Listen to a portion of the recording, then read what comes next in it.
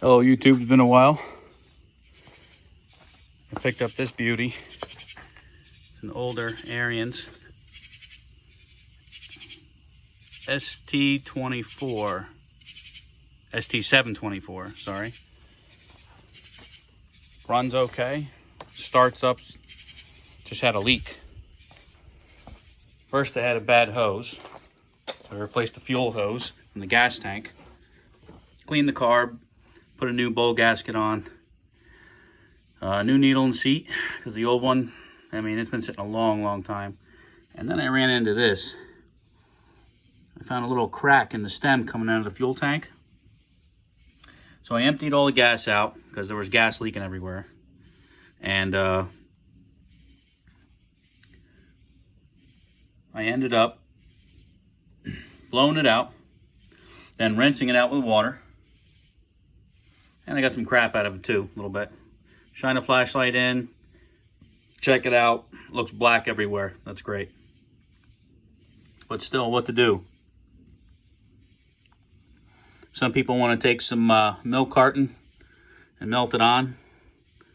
Other people, they want to do all kinds of fancy stuff just to seal this using epoxy and stuff. The gas will get to it one way or another.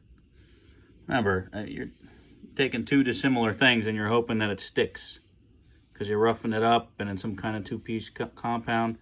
Epoxy's here, epoxy's there.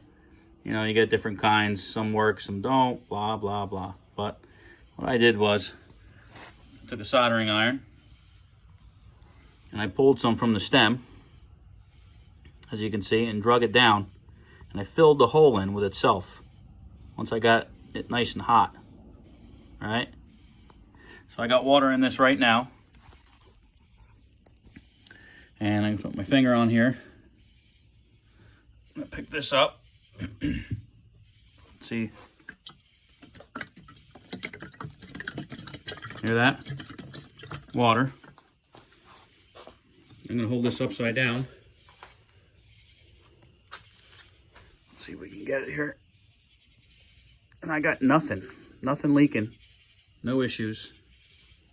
Okay.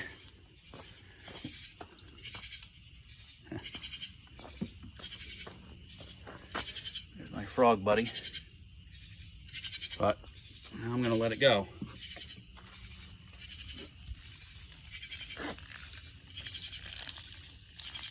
There it is, coming out of the stem. Sorry for the bad lighting.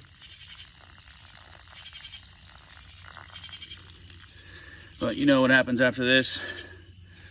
I'm just gonna let it drain out. And then we're gonna have her running. But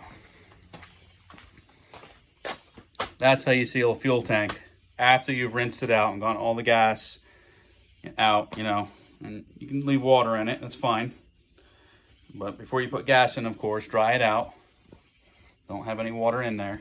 You don't want water in your gas. Make sure the gas is new.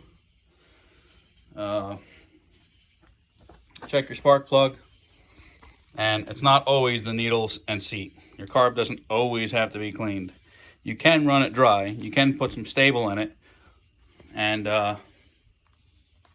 throw a little fogging oil inside the cylinder. Keeps it nice and neat. So when you start up, you're not taking rust with it. And you should be good. You know? All right. Another successful fix.